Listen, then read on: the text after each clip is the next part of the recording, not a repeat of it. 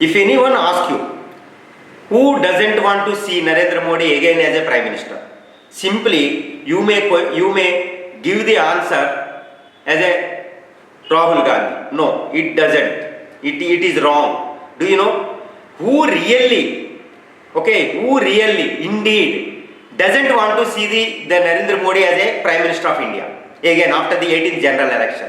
Simply, the Chinese president, China doesn't want to see Narendra Modi again as a elected Prime Minister of India. Do you know why? In the next second term of this Narendra Modi's time, in the first term of the Narendra Modi from the 2014 to 2019, in the first 5 years, there was a bonhomie between the Xi Jinping and Narendra Modi. He visited India's Mahabalipuram. He visited China's one historical town. There was a friendship. But of course, in the second term, this situation entirely changed. Why? Because of this Galwan clashes on the July 19th of 2020.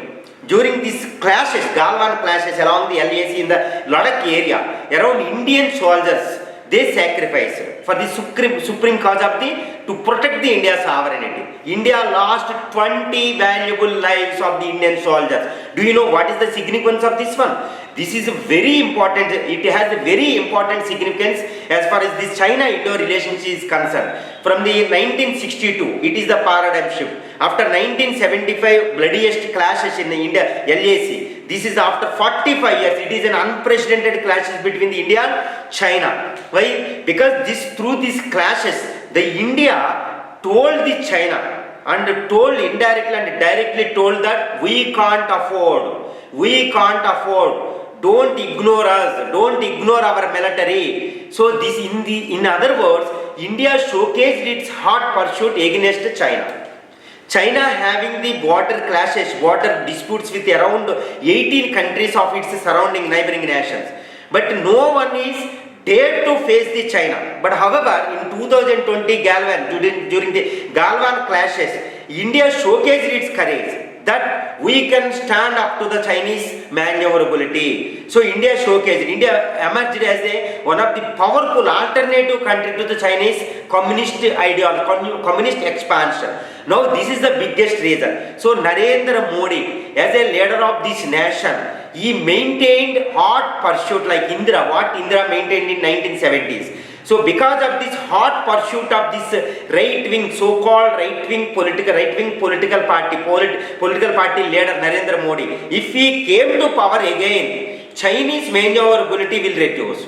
Thus India's stature as a hot pursuit, as a leader of the nation, leader of these Asian countries, as a rising power, as a rising economic powerhouse, as a maintaining balancing powerhouse in the world.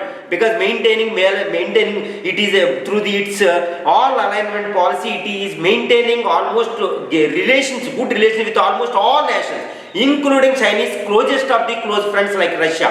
So in this manner, India can reduce the Chinese India can act as a deterrent in the foreign terminology. India can act as a deterrent to Chinese rising and Chinese fears. So that is why India is already becoming the power, an alternative to China.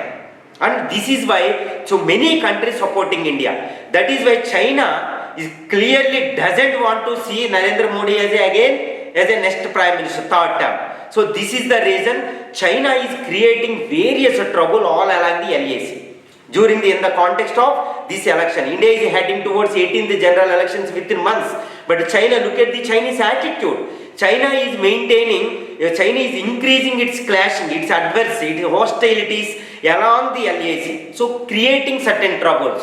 So that these opposition parties can take the advantage from the disadvantageous position of this Modi's position all along the LAC. But however, Indian opposition, China has already one lesson in 1962. When China, with the hope that China hoped, just before the attacking on India in 1960-61, China hoped that if we attacked India, even Tamil Nadu, some this Dravidian movement, etc., some forces may declare their independence. That was the hope of the China. But what happened? China didn't learn any lessons from.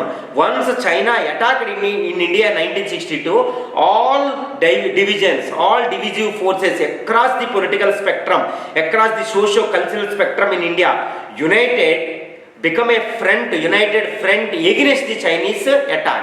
So China should have learned it. China had to learn the lesson. China out of its this heart, out of its headstrong, okay, out of its egotist attitude, still it is creating troubles for India. China is in fact, according to, if you analyze the various Chinese attitude against the India and against the United States of America, China clearly see India as a competitor, real competitor in the coming decade, coming centuries. Whereas China is looking at US as an enemy of the coming decades.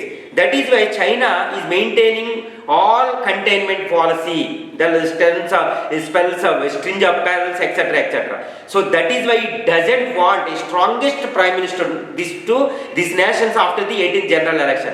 It wants a weakest prime minister at Hastina. But Narendra Modi's prospects, political prospects, and even in the coming general elections also. So it is clearing, it is sending a dangerous waves to the Chinese establishment, a communist establishment, especially Xi Jinping leadership.